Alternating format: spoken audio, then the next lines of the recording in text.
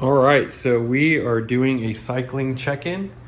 This is my Specialized Diverge Carbon Expert, and I have just replaced the bottom bracket because I was getting some major squeaking, and now it should be fine. I set the lash. There's a little lash bushing right here, and you can use a little hex wrench and you can adjust it. I have the old ones over here on my desk, and I actually took it apart just to kind of see. I'd watched some videos on how you take this seal off. The seal, well, that's upside down. The seal normally goes on like this, and that's how it looks, is that there's usually this cover on here. And so I thought it'd be, I don't know, educational to take it apart. So I did, and that's what it looks like, and you can see the bearings move. It was actually this one that was really tight, and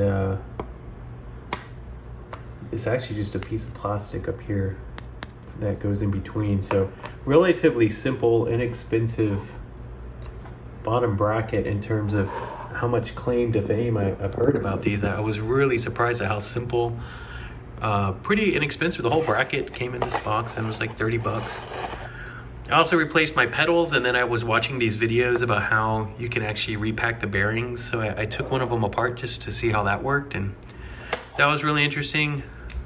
For those that don't know, I don't know how to work on bikes. I just watch YouTube videos, and so you know, I work on cars. If you look at my YouTube channel, I have some pretty in-depth car stuff. But on the cycling end, I never thought I'd, one, buy a multi-$1,000 bike, and two, be taking it apart and putting it back together in the way I have been over the past year.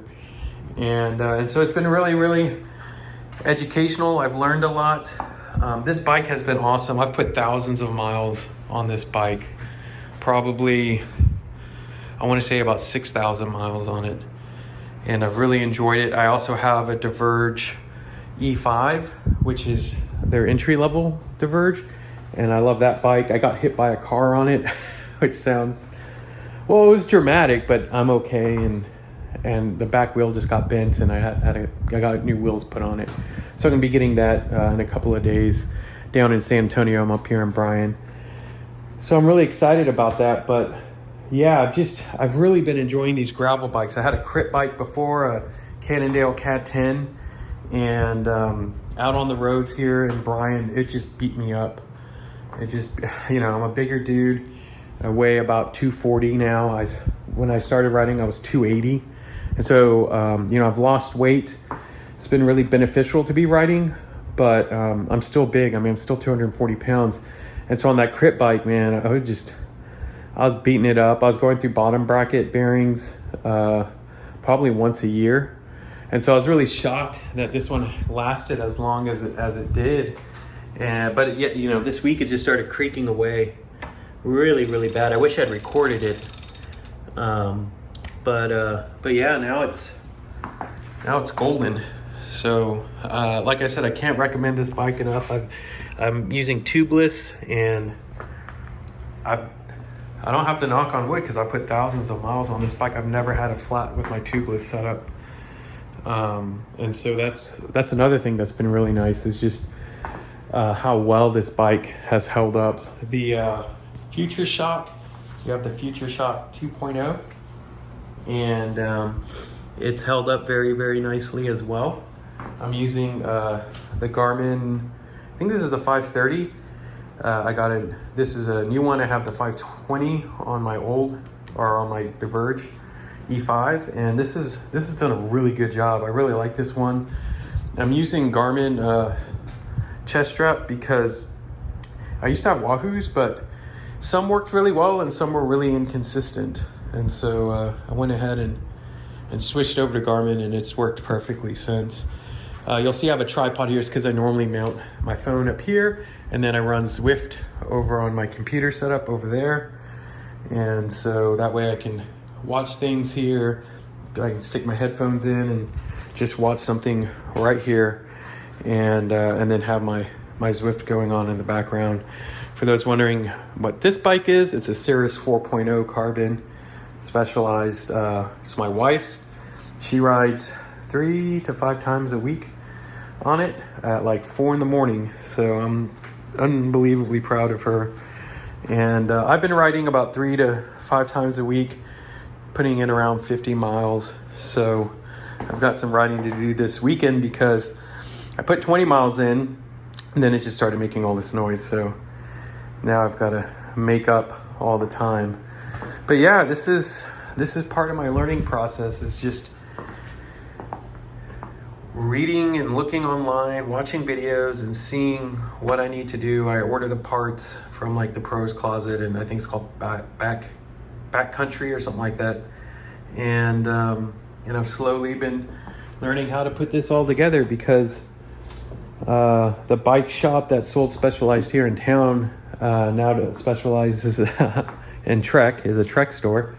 And the one in San Antonio is pretty far for me to be taking this bike back and forth. And I just started learning. Like the first thing I had to do was I have a power meter here, and the first power meter I had went bad, so I got a new one and put it in, and that was the first thing I learned to do, and that was really cool.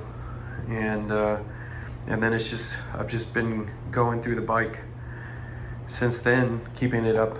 But other than the bottom bracket, I haven't had to really do anything. I mean, the brakes, I replaced the brake pads after a while, but that's a really straightforward job. If you are wondering about changing your own brake pads, it's not hard at all. You just need a little tool, or I had some tools because I had work on cars to be able to do it. Replaced my batteries on my shifters just a couple of months ago after thousands and thousands of miles. And I shift quite a bit. But yeah, this bike has just been amazing. I really like the seat flex, how this carbon post has some flex in it.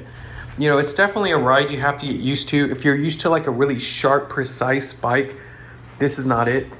This is kind of like a Cadillac or like a Rolls Royce of in terms of ride. So it's agile, sporty, but like big. And it's not heavy though. It's really light. But it is big, and in terms of the way it feels when it's handling, and you have to have faith in it because the handling is better than it lets on compared to like a crit bike, where when you go in on a crit bike, I mean, you can really feel it. It's like like a sports sedan versus a race car or something like that. So, anyways, I hope y'all enjoyed this video check-in. Like I said, I've just been working away on this bike. The next check-in I'll do will probably be about hi-fi or cars, because I still haven't made a video about my cars yet. And both of them have been running really well, and I'm excited to show you them. I just haven't done it yet, so all in time. And in case you're wondering, this is a iris print of Truman that one of my friends took back when he was a kid. My friend has since passed. His name's Creston Funk. But it's a really cool print, and I have it in here, and thought maybe y'all might see it in the background wondering what it is. But I put art up here that my friends have done or family have done, and I'll continue to keep adding it. Maybe I'll do a video just about that and my computer setup at some point. So hope y'all are having a good one.